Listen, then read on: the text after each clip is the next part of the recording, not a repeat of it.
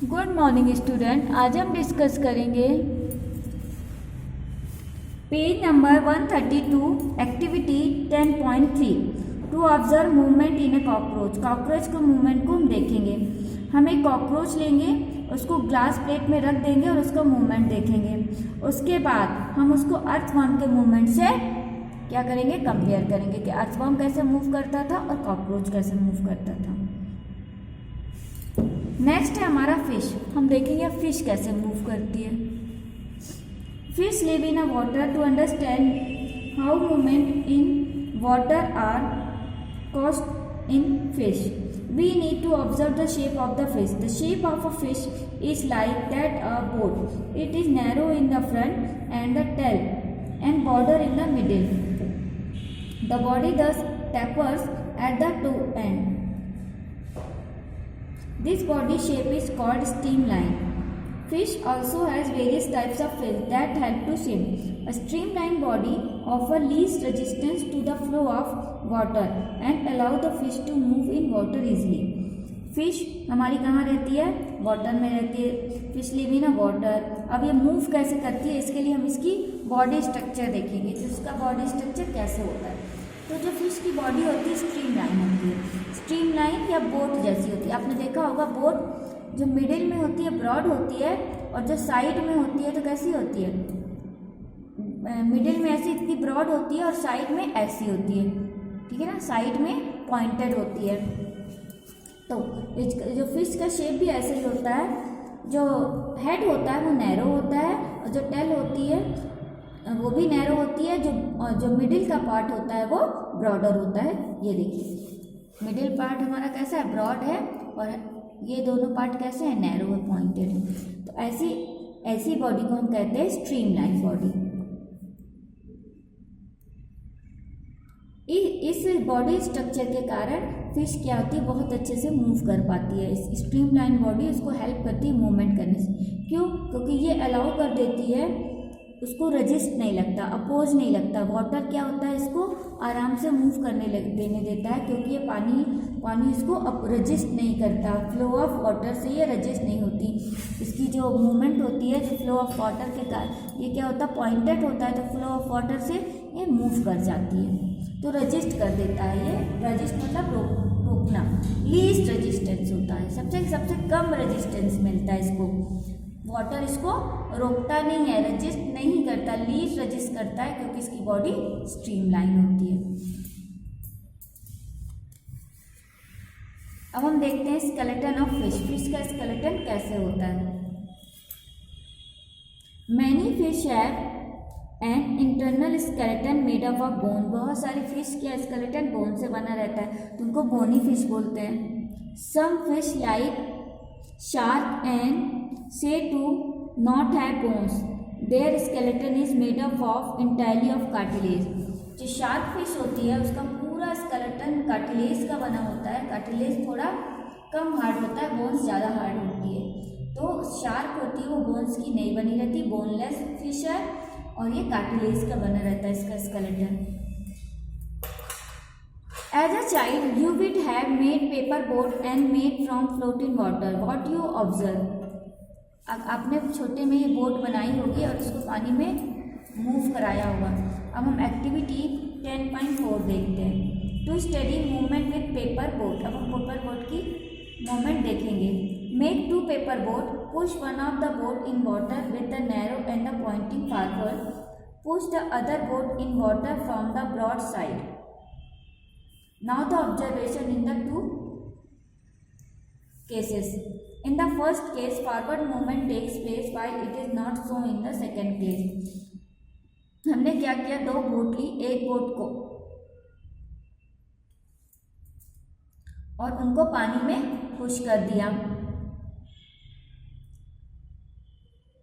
पहले को हम क्या किया, with the narrow end the pointing forward. उसको आगे कैसे किया, जो उसके पॉइंटिंग, जो उसका पीछे का पार्ट था उसको हमने उससे ऐसे पुश कर दिया। दूसरे को हमने कहाँ से किया, इसके बॉर्डर पार्ट से इसको ऐसे पुश कर दिया। तो कौन सी ज़्यादा फास्ट मूव करेगी, जिसको हमने पॉइंटेड पार्ट से क्या किया था, पुश किया था। क्यों? क्योंकि उससे उसको फोर्स मिल गया और वो आगे चली गई। जबकि इस पार्ट में क्या होता, फोर्स नहीं मिला उसको और वो धीरे चली गई। नेक्स्ट आया एक्टिविटी 10.5।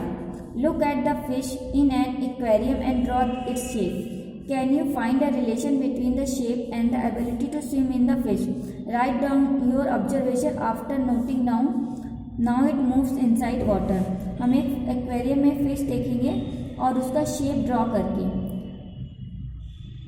और देखेंगे कि कई सारी वहाँ फिश रहती हैं तो सबका शेप कैसा है और वो कैसे मूव कर रही है, तो उनका हम एक कंपैरिजन तैयार करेंगे।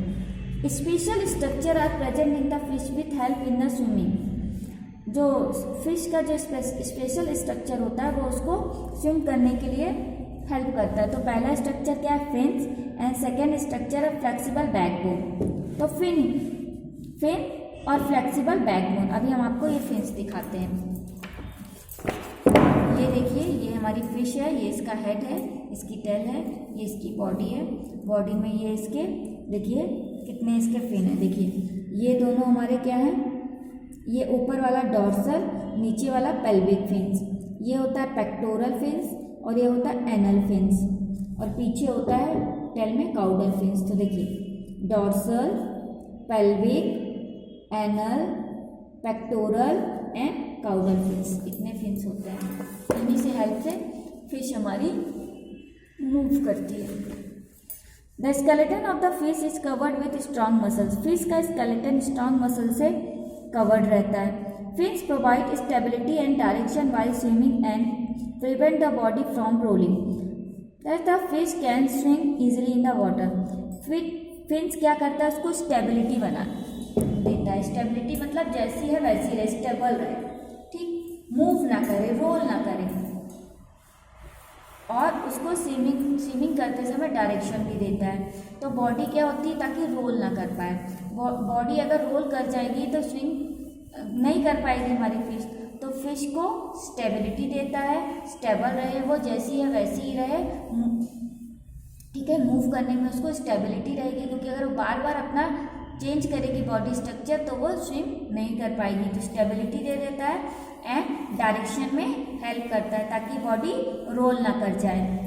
फिर उसको स्विमिंग में हेल्प करता है। While swimming forward movement takes place as पर। देखिए स्विमिंग में कैसे होता है मूवमेंट। देखिए पहले ये फिश, ये देखिए ये इसने ये इस तरह से हमारी स्विम ये मूवमेंट देती है, ये वाली movement.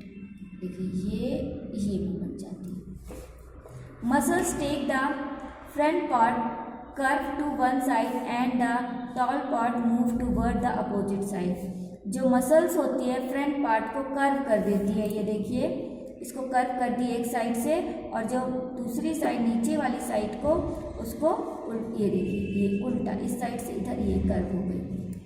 Then the front body part and the tail part quickly curve to the other side. तो जैसे ये इधर से कर्व हुआ तो दूसरा भी ऐसे कर्व हो गया और ये मूव कर देगी। फिर दोबारा ये जैसे ये मूव की, अब दूसरा ऐसे मूव करेंगे।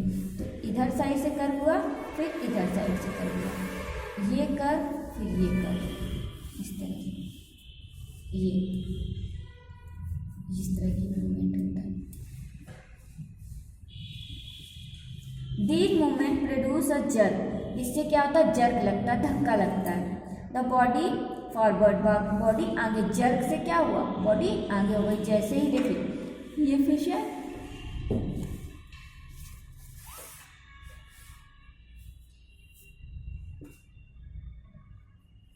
ये फिश ने क्या किया, वो गई यहाँ पर। जैसे ये आई तो इसको यहाँ पे जर्क लगा और ये आगे चली गई।